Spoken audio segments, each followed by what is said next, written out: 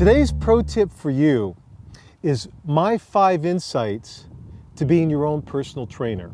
These are very important insights that everybody needs to at least think about before they get started or embarking on a fitness regime or a fitness program or an exercise program. Okay, insight number 1, you need to set realistic goals. That's one of the most important insights there is. Too many people set goals that just aren't realistic. The thing is, you didn't gain 30 pounds in 3 weeks or 50 pounds in 5 weeks.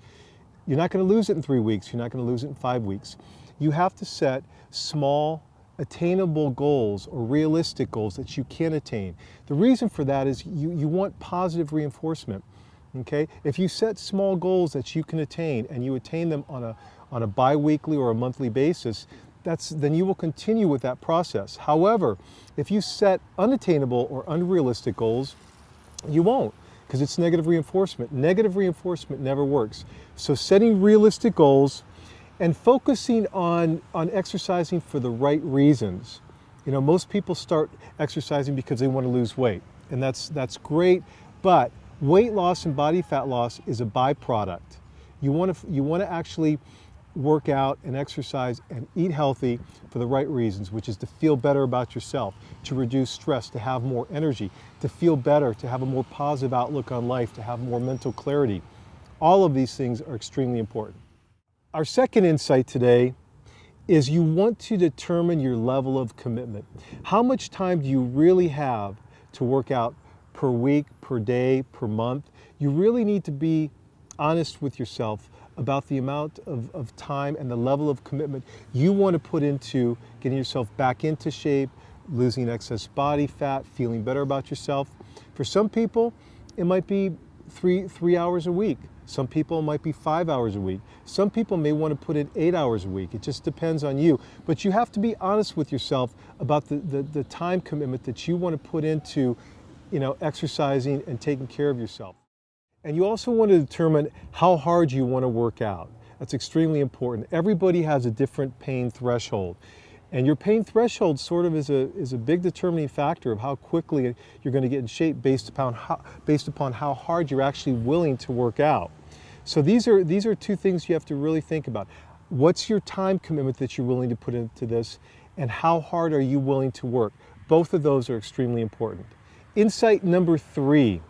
Determine what your likes and your dislikes are when it comes to exercise activities. You want to partake in exercise activities that you enjoy, or at least that you dislike the least. For instance, if you hate bicycling, but you enjoy walking or jogging, or maybe working on the elliptical machine or jumping rope, you do the activities you enjoy doing. The reason for this is because exercise and living a healthy lifestyle is a lifestyle. It's something you want to do for the rest of your life.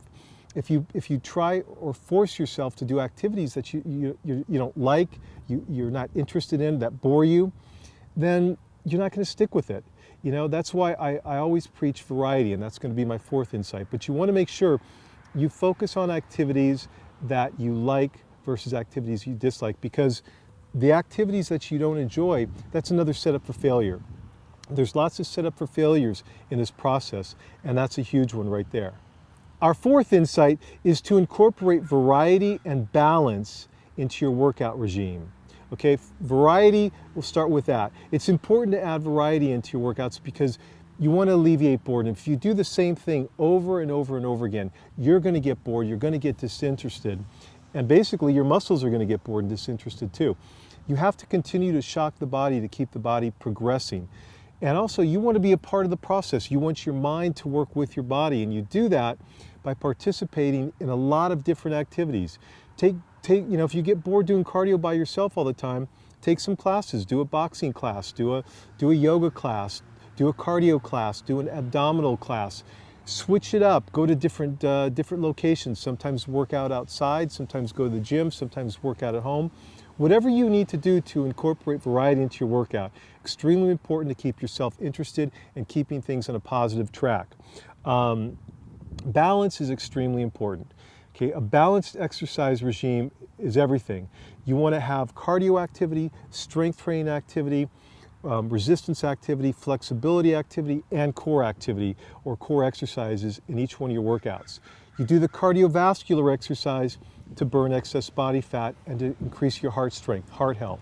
You want to do strength training activity to add more lean muscle mass to your body so that your metabolic rate is a lot higher, so your metabolism works in your favor and supports your weight loss and your exercise efforts versus not supporting it. So lean muscle mass is very important. You have to do the strength training work in order to do that. And of course you want strength and power too. Everybody wants to increase their strength and power.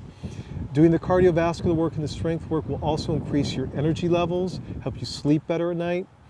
You want to do flexibility work to prevent any injuries and also to keep your range of motion, keep your body limber. As we get older, our muscle tissue, ligaments, and tendons become less pliable.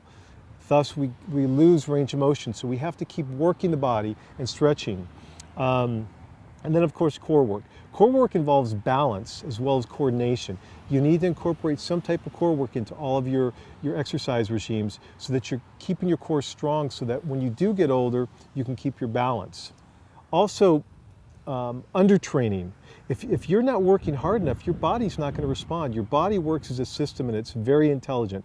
If you don't work hard enough, your body's just not going to respond.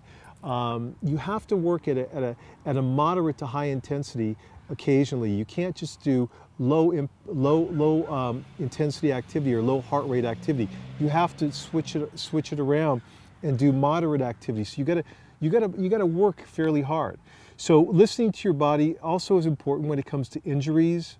You have to know the difference between real pain and just sort of soreness, muscle soreness, or soft tissue injuries, which need to be adhered to but can be taken care of very quickly. Listening to your body will prevent you from overtraining, from undertraining, and it will also help you determine if you have a real injury or just a minor injury where you have to lay off that area for a short period of time. Those are my 5 insights to being your own trainer, and that's your pro tip for today.